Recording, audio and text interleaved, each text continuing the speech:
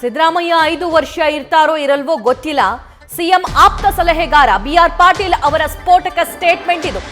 ಸಿದ್ದರಾಮಯ್ಯ 5 ವರ್ಷ ಇರಬೇಕು ಅಂತ ನಾವು ಬಯಸ್ತೀವಿ, ಬದಲಾವಣೆ ಮಾಡಬೇಕು ಅಂತ ಯಾವ ಶಾಸಕರ ಮನಸ್ಸಿನಲ್ಲೂ ಇಲ್ಲ. ಆದ್ರೆ ಹೈಕಮಾಂಡ್ ಬೇರೆ ನಿರ್ಧಾರ ಮಾಡಿದ್ರೆ ಏನ್ ಮಾಡಕ್ಕಾಗುತ್ತೆ ಅಂತ ಪ್ರಶ್ನೆ ಮಾಡ್ತಿದ್ದಾರೆ.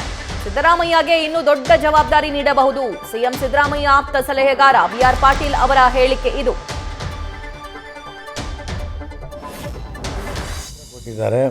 ಯಾವ ಹಗರಣಗಳು ಕೂಡ ಉಳ್ಳ ಅದೆಲ್ಲ ಕಲ್ಪನಾ ಲೋಕದಲ್ಲಿ ಕಟ್ಟಿದಂಥ ಹಗರಣಗಳು ಇವತ್ತು ಮೂಡಾದಲ್ಲಿ ಕೂಡ ಮಾನ್ಯ ಮುಖ್ಯಮಂತ್ರಿಗಳು ಎಲ್ಲದಕ್ಕೂ ಎದುರಿಸ್ತಾರೆ.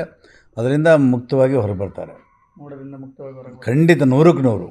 ಈಗ ಸರ್, ಈಗ ವಾಲ್ಮೀಕಿ ಹಗರಣ ಆಯ್ತು, ಈಗ ಭೋವಿ ಹಗರಣದು. ಈ ಹಗರಣಗಳು ನಮ್ಮ ಕಾಲದಲ್ಲಿ ಮಾತ್ರ ಬಂದಿವೆ, ಹಿಂದಿನದ್ದು ಕೂಡ ನಡ್ಕೊಂಡು ಬಂದಿದ್ದಾವೆ. ವಕ್ಫ್ ಬೋರ್ಡ್ದು ಹಿಂದೆ ಕಾಂಗ್ರೆಸ್ ಸರ್ಕಾರ BJP ಸರ್ಕಾರ ಇದ್ದಾಗ ಕೂಡ ನೋಟಿಸ್ ಕೊಟ್ಟಿದ್ದರು, ಆವಾಗ ಯಾರೂ ಸುದ್ದಿ ಮಾಡಲಿಲ್ಲ. ಈಗ ಮಾತ್ರ ಸುದ್ದಿ ಮಾಡ್ತಾ ಇದ್ದಾರೆ. ಇದು ದುರುದ್ದೇಶದಿಂದ ನಮ್ಮ ಸರ್ಕಾರದ ಮೇಲೆ ಕೆಟ್ಟು ಹೆಸರು ತರಬೇಕು ಅಂತ ಗೂಬೆ ಕೊಡಿಸ್ಬೇಕಂತ ಮಾಡ್ತಾಯಿದ್ದಾರೆ. ಯಾವುದರಲ್ಲಿ ಕೂಡ ಏನೂ ಅನ್ಯಾಯ ಆಗಕ್ಕೆ ಬಿಡೋದಿಲ್ಲ, ಅದನ್ನೆಲ್ಲ ಸರಿಪಡಿಸ್ತಾರೆ.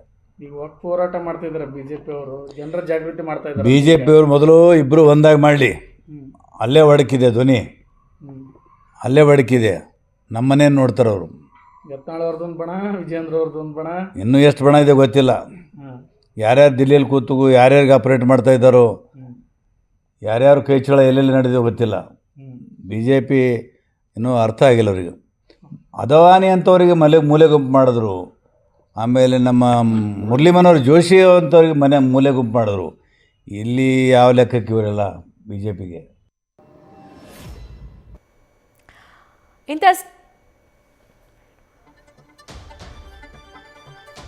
ಬಿಆರ್ ಪಾಟೀಲ್ ಅವರು ಈ ರೀತಿ ಸ್ಟೇಟ್ಮೆಂಟ್ ಕೊಟ್ಟಿರೋದು ಇದೇ ಮೊದಲಲ್ಲ. ಈ ಹಿಂದೆ 1 ವರ್ಷದ ಹಿಂದೆನೂ ಕೂಡ ಇಂತಹದ್ದೇ ಒಂದು ಎಡವಟ್ಟಿನ ಸ್ಟೇಟ್ಮೆಂಟ್ ಕೊಟ್ಟಿದ್ರು. ಆದರೆ ಈಗ ಕೊಟ್ಟಿರುವಂಥ ಸ್ಟೇಟ್ಮೆಂಟ್ ಅನ್ನ ಸಿಎಂ ಸಿದ್ದರಾಮಯ್ಯ ಅವರು ಎಷ್ಟು ಸೀರಿಯಸ್ ಆಗಿ ತಗೊಳ್ತಾರೆ, ಹೇಗೆ ತಗೊಳ್ತಾರೆ ಅನ್ನೋದು ಸಾಕಷ್ಟು ಇಂಟ್ರೆಸ್ಟಿಂಗ್ ಆಗಿದೆ. ಯಾಕಂದ್ರೆ ಸಿಎಂ ಆಪ್ತ ವಲಯದಲ್ಲಿ ಬಿಆರ್ ಪಾಟೀಲ್ ಅವರು ಗುರುತಿಸಿಕೊಂಡಿದ್ದಾರೆ. ಸಿಎಂ ಆಪ್ತ ಸಲಹೆಗಾರ ಬೇರೆ.